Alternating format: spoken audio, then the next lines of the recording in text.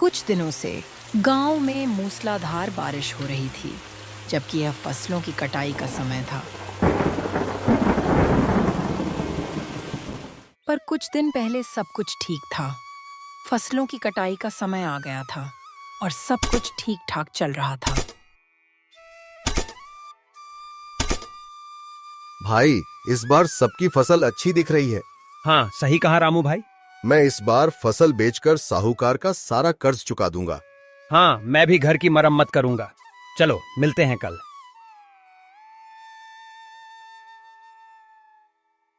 हे भगवान, इस बार बरसात सही समय पर हो जाए तो सबका भला हो जाएगा। हाँ जी, इस बार सब ठीक होगा। ठीक है, ऐसा ही हो। अचानक आसमान पर काले बादल छा जाते हैं, बिजली कड़कती है, भारी बारिश होती है। ये बारिश तो रुक ही नहीं रही। अब क्या होगा? हम तो बर्बाद हो जाएंगे। भगवान पर भरोसा रखिए, सब ठीक होगा। लेकिन बारिश नहीं रुकती और सारी फसलें बर्बाद हो जाती हैं। खेतों में सिर्फ पानी ही पानी रह जाता है और किसानों की सारी मेहनत मिट्टी में मिल जाती है। रामू की भी सारी फसल खराब हो जाती है।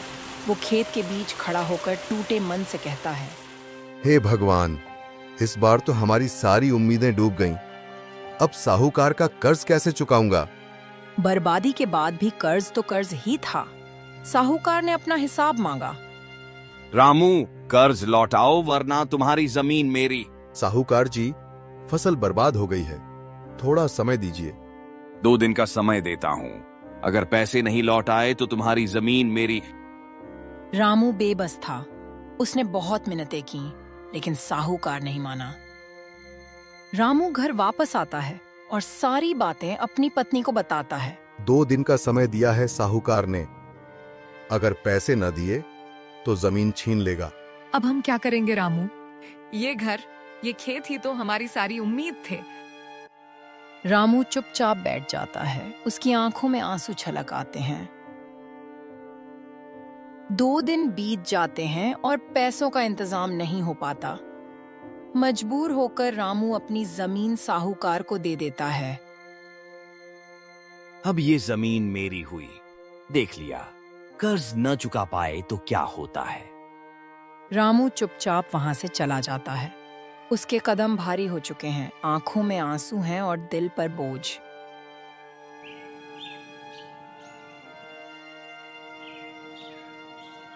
जमीन छिन जाने के बाद रामू के पास सिर्फ एक ही रास्ता बचा था, जंगल से लकड़ी काटकर बेचना।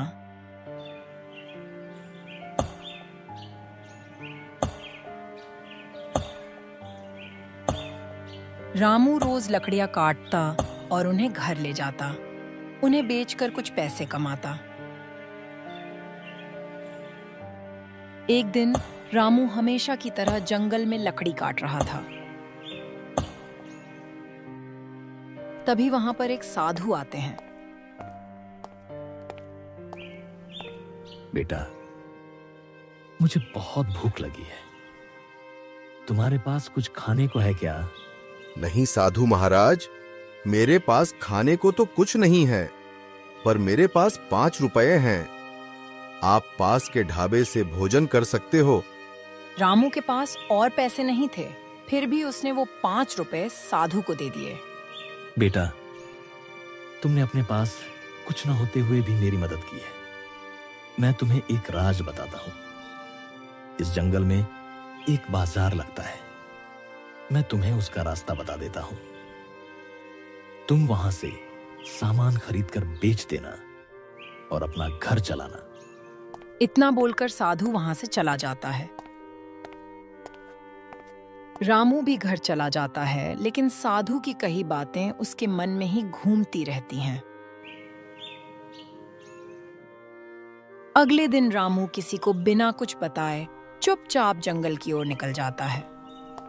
रामू कांपते कदमों से आगे बढ़ता जाता है और साधु द्वारा बताए गए रास्ते को याद करते हुए चोर बाजार ढूंढने लगता है।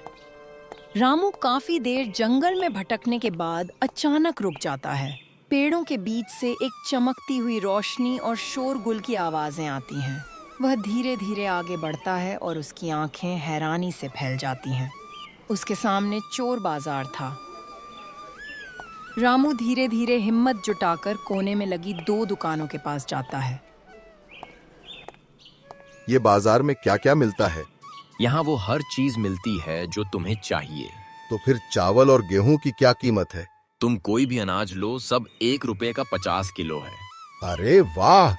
तो फिर मुझे 50 किलो चावल और 50 किलो गेहूं दे दो। रामू दुकानदार को पैसे देकर जितना अनाज वह उठा पाता है लेकर गांव की तरफ चल पड़ता है। उसके चेहरे पर लंबे समय बाद उम्मीद और खुशी झलक रही होती है। रामू बोरी लेकर घर आता है। उसकी पत्नी हैरानी से देखती है और पूछती है, ये अनाज कहाँ से आया रामू? हमारे पास तो पैसे भी नहीं थे। ये सब भगवान की दया है।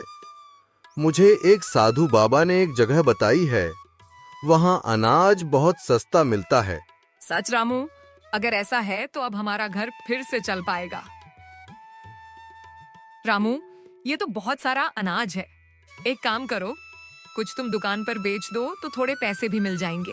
हाँ, ये ठीक कह रही हो। अगर अनाज बेच दिया तो घर का खर्च भी चलेगा और कर्ज भी धीरे धीरे उतर जाएगा।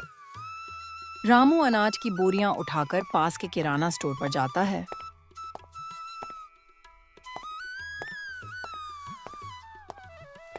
रामू बोरियां बेच देता है और उसके हाथ में अच्छे पैसे आ जाते हैं। उसके चेहरे पर संतोष और उम्मीद की चमक आ जाती है।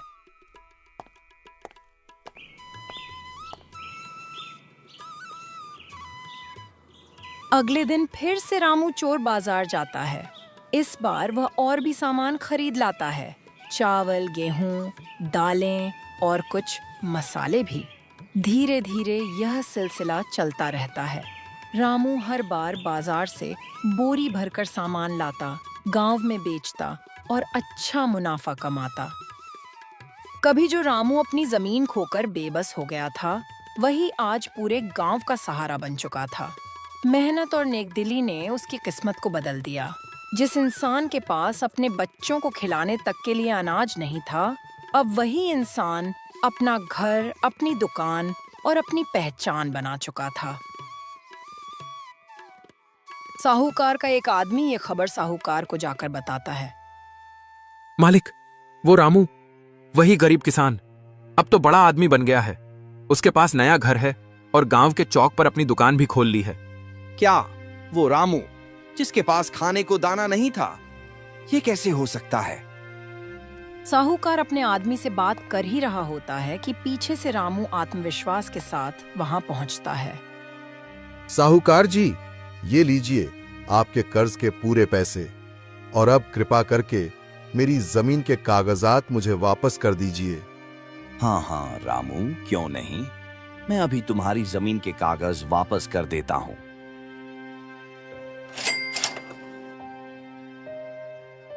धन्यवाद साहूकार जी, अब मेरी जमीन मुझे वापस मिल गई। रामू खुशी खुशी अपने घर की तरफ चला जाता है।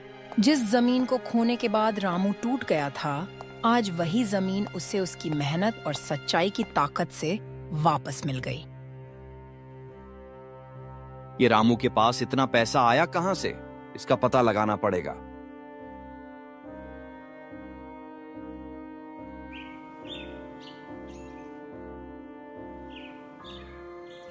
अगले दिन जब रामू चोर बाजार के लिए जंगल की ओर निकला, तो उसे ये पता नहीं था कि कोई उसकी हर हरकत पर नजर रख रहा है।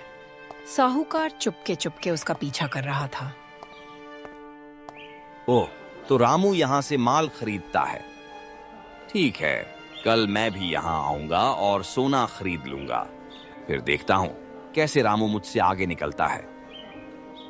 और साहूकार चुपचाप अपने घर लौट जाता है, ये सोचकर कि वह कल आएगा जब रामू वहां नहीं रहेगा।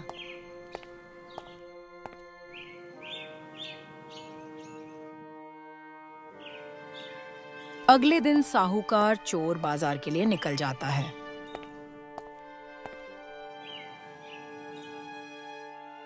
अरे, ये चोर बाजार किधर गया? कल तो यहीं था। साहूकार इधर उधर देखता है, लेकिन उसे कुछ भी नहीं मिलता। वह हैरान और गुस्से में खाली हाथ अपने घर वापस चला जाता है। साहूकार घर जाकर भी जंगल के चोर बाजार के बारे में ही सोच रहा था।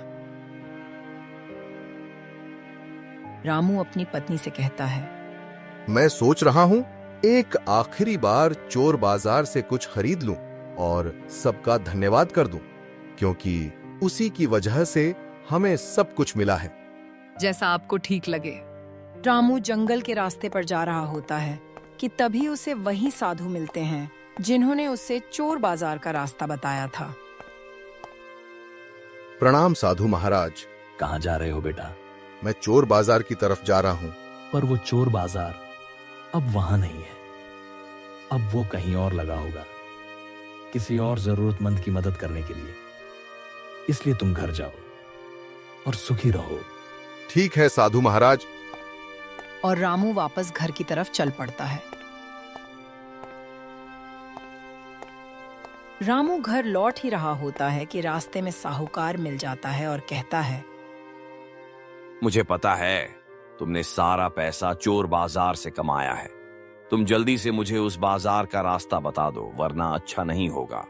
हाँ, लेकिन अब वो चोर बाजार वहां से कहीं और चला गया है और वो सिर्फ जरूरतमंदों की मदद करता है। इसका मतलब तुम नहीं बताओगे? ठीक है, देख लूंगा मैं तुम्हें, रामू। और साहूकार गुस्से में चला जाता है।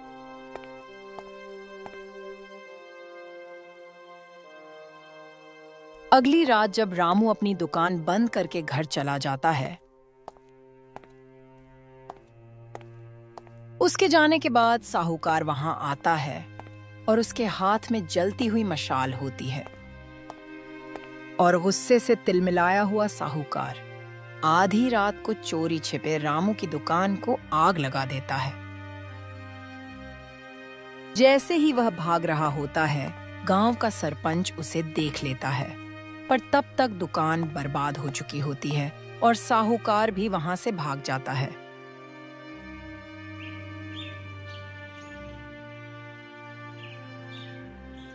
अगली सुबह पंचायत लगती है। उसमें साहूकार और रामू को भी बुलाया जाता है। सुबह सुबह पंचायत क्यों बुलाई गई है? कोई जरूरी विषय है क्या?